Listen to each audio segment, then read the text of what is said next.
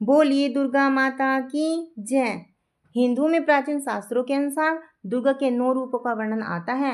उन 9 रूपों का वर्णन किस प्रकार है, आज हम आपको इस वीडियो के माध्यम से बताएंगे। महाकाली। एक समय की बात है कि संसार में प्रलय आ गई।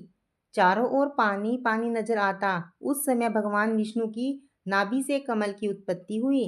उस कमल से ब्रह्मा जी की उत्पत्ति हुई।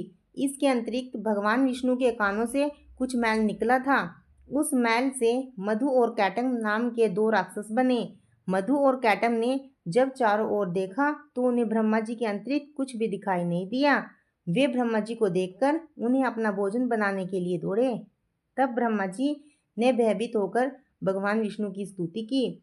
ब्रह्मा जी की स्तुति से विष्णु भगवान की नींद खुल गई और उनकी आंखों में निवास करने वाली महामाया लोप हो गई। भगवान विष्णु के जागते ही मधु और कैटम उनसे युद्ध करने लगे। कहते हैं कि यह युद्ध 5000 वर्ष तक चलता रहा। अंत में महामाया ने मां काली का रूप धारण कर इन दोनों राक्षसों की बुद्धि को बदल दिया। वे दोनों असुर भगवान विष्णु से कहने लगे, हम तुम्हारे युद्ध कौशल से बहुत प्रसन्न हैं, तुम जो चाहे मांग सकते हो। भगवान विष्णु ने कहा कि यदि तुम कुछ देना चाहते हो तो यह वर दो कि दैत्यों का नाश हो। उन्हें तथास्तु कह दिया। इस प्रकार महाबली दोनों दैत्यों का नाश हो गया। महालक्ष्मी। प्राचीन काल में महिषासुर नाम का एक दैत्य था। उसने समस्त राजाओं को हराकर पृथ्वी और पाताल पर अधिकार कर लिया। स्वर्ग पर अधिकार करने के लिए उसने देवताओं पर चढ़ाई कर दी। देवताओं ने अपनी रक्षा के लिए भगवान विष्णु और भगवान शंकर की स्तुति की। उनकी स्तुति से भगवान शंकर और भगवान विष्णु जी प्रसन्न हुए। उनके शरीर से एक तेज पुंज निकला जिसे महालक्ष्मी का रूप धारण कर लिया। इन्हीं महालक्ष्मी ने महिषासुर दैत्य को युद्ध में परास्त कर देवताओं के कष्टों को दूर किया। चामुंडा। एक समय की बात है कि शुंभ और निशुंभ नामक 2 राक्षस इस संसार में पैदा हुए। वे इतने बलशाली थे कि पृथ्वी एवं पाताल के सब राजा उनसे हार गए। अब उन्होंने स्वर्ग पर चढ़ाई कर दी। देवताओं ने भगवान विष्णु की स्तुति की। उनकी स्तुति करने पर विष्णु जी के शरीर से एक ज्योति प्रकट हुई जो चामुंडा थी। वह बहुत ही रूपवान थी। उनके रूप पर मुग्ध होकर शुंभ निशुंभ ने सुग्रीव नाम का दूत देवी के पास भेजा कि हम दोनों में से किसी एक के साथ विवाह कर ले। उस दूत को देवी ने यह कहकर वापस भेज दिया कि जो मुझे युद्ध में परास्त करेगा उसी के साथ विवाह करूंगी। दूत के मुंह से यह समाचार सुनकर उन दोनों ने पहले युद्ध के लिए अपने सेनापति धूम्राक्ष को आक्रमण के लिए भेजा। धूम्राक्ष सेना सहित मारा गया। इसके बाद चंडमुंड लड़ने आए। चंडमुंड भी देवी द्वारा मारे गए। अब रक्तबीज लड़ने आया। उसके शरीर से रक्त की एक बूंद जमीन पर गिरने से एक वीर पैदा हो जाता था। इस पर देवी ने रक्तबीज के शरीर से निकलने वाले खून को अपने खप्पर में लेकर पी लिया। इस प्रकार रक्तबीज भी मारा गया। अंत में शुंभ निशुंभ लड़ने आए और देवी के हाथों मारे गए। सभी देवता दैत्यों की मृत्यु से बहुत खुश हुए। योग माया। जब कंस ने वासुदेव देवकी के 6 पुत्रों का वध कर दिया तो 7वें गर्भ के रूप में शेषनाग के अवतार बलराम जी आए जो रोहिणी के गर्भ में स्थानांतरित होकर प्रकट हुए। तब 8वें गर्भ में श्री कृष्ण भगवान प्रकट हुए। उसी समय गोकुल में यशोदा जी के गर्भ से योगमाया का जन्म हुआ।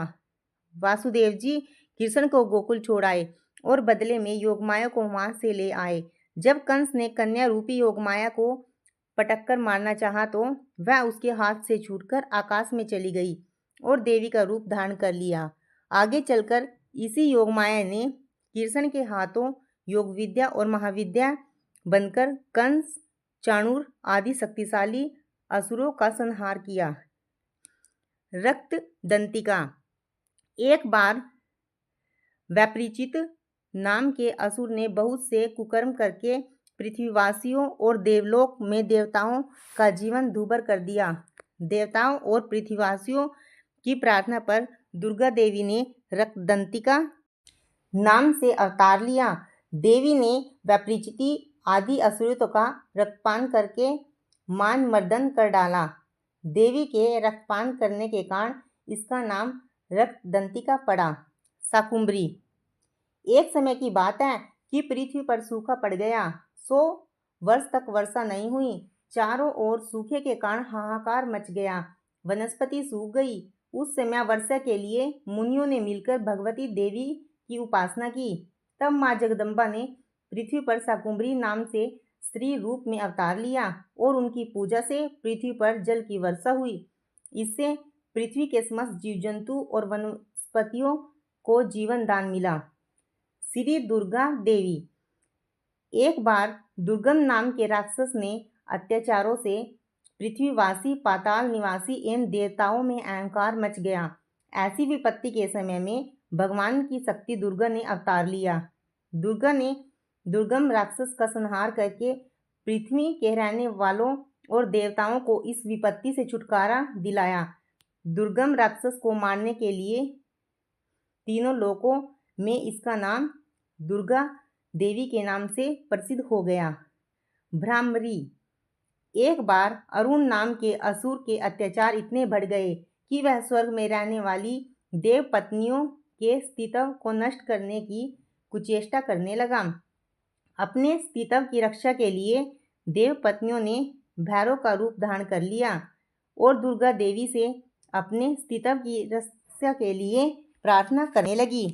देव पत्नियों को दुखी जानकर उनके उद्धार हेतु दुर्गा ने भ्रामरी का रूप धारण कर अरुण असुर का सेना सहित संहार कर डाला। चंडिका। एक बार की बात है कि पृथ्वी लोक में चंड और मुंड नामक 2 राक्षस पैदा हुए। इन दोनों राक्षसों ने पृथ्वी लोक, पाताल लोक और देवलोक पर अपना अधिकार कर लिया।